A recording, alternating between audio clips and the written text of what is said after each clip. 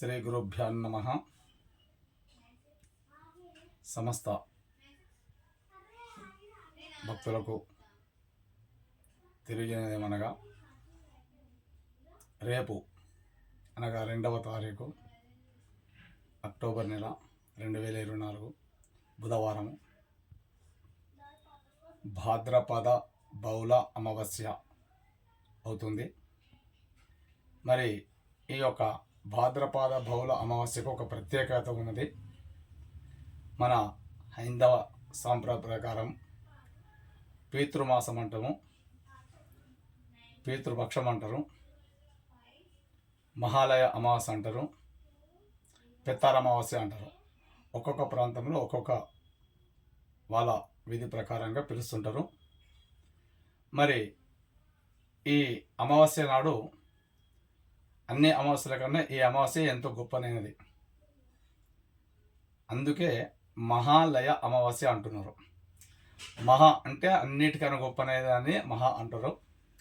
ఆ మహాలయ అమావాస్య అంటే లయ అయితున్న విషయాన్ని లయ అంటున్నారు. మహాలయ అమావాస్య అని దీని పేరు వచ్చింది. ఈ మహాలయ అమావాస్య యొక్క ప్రత్యేకత ఏంటంటే, మన హిందూ సంప్రదాయ ప్రకారంగా మరి ప్రజలు ఈ పితరమావాస్య నాడు, ఈ మహాలయ అమావాస్య నాడు ఎవరైతే తల్లి తండ్రి తాతలు పోయిన వాళ్ళు ఉంటారో, గతించిన వాళ్ళు ఉంటారో, వాళ్ళను స్మరించుకునేటువంటి ఒక రోజు అంటారు. మరి ఈ స్మరించుకునేటువంటి రోజు ఎందు గురించి వచ్చిందంటే, సంవత్సరం ఎల్లా మనం మన పనులు చేసుకుంటుంటాము. ఈ అమావాస్య రాగానే తండ్రి పోయినవాడు తండ్రిని యాద చేసుకుంటారు, తల్లి పోతే తల్లిని యాద చేసుకుంటారు, తాతలు ముత్తాతలను జ్ఞాపకం చేసుకునేటువంటి యొక్క రోజు మహాలయ అమావాస్య. ఈ విధాన్ని పితరమాస కూడా అంటున్నాము. మరి మన హిందూ సంప్రదాయ ప్రకారంగా ప్రజలు ఏం చేస్తున్నారంటే, తమ తమ గురువులను కానీ పురోహితులను కానీ అందుబాటులో ఉన్నటువంటి అయ్యగారులను కానీ తమ ఇంటికి పిలుచుకొసుకొని ఆ రోజు వాళ్ళకు తోచిన కాడికి ధనము, ధాన్యము, వస్త్రము, పాత్ర ఎవరికి తోచిన విధంగా వారికి వాళ్ళ పెద్దల పేరు మీద, అంటే గతించిన వాళ్ళను పేరు మీద గురువుల వారికి పాదపూజ చేసుకొని వాళ్ళకి దానం చేస్తూ ఇష్టమైన పదార్థము కిందకి దక్షిణ ఇస్తూ సమర్పణ చేసుకుంటుంటారు.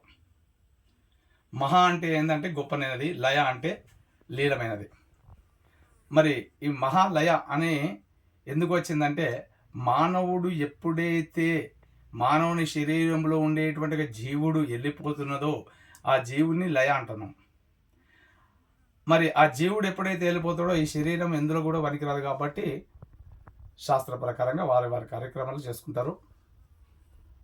సంవత్సరానికి ఒకసారి వచ్చేటువంటి అమావాస్య నాడు వాళ్ళని ప్రత్యేకంగా వాళ్ళ కుటుంబ సభ్యులు కానీ వాళ్ళ బంధుమిత్రులు కానీ పిలుచుకొని ఈ యొక్క హిందూ సాంప్రదాయ ప్రకారంగా గురువుల వారికి, పురోహితులకు, స్థానికంగా ఉండే అందుబాటులో ఉండే అయ్యగారులకు దాన ధర్మాలు చేసుకుంటూ, పిండ ప్రదానాలు చేసుకుంటూ వాళ్ళని స్మరించుకునేటువంటి ఒక దినమే మహాలయ అమావాస్య అంటున్నాము. కాబట్టి ఇంత పవిత్రమైనటువంటి అన్నిటికన్నా గొప్పనైన పండుగ ఈ మహాలయ అమావాస్య. మనము ఉగాది కానీ, శివరాత్రి కానీ, కార్తీక మాసం కానీ చేసుకుంటున్నాం కదా, అందులో అన్నిటికన్నా గొప్పనైనది మహాలయ అమావాస్య. అన్ని పండుగల కన్నా చాలా పవిత్రమైనటువంటి పండుగనే మహాలయ అమావాస్య. ఎందుకంటే మాతృదేవోభవ పితృభవదేవ అని మన గురువుల వారు కూడా చెప్తున్నారు. దేవుళ్ళు ఎక్కడున్నారో తెలియదు కానీ తల్లి తండ్రే దేవుళ్ళు.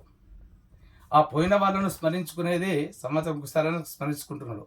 అంత పవిత్రమైనటువంటి యొక్క మహాలయ అమావాస్య.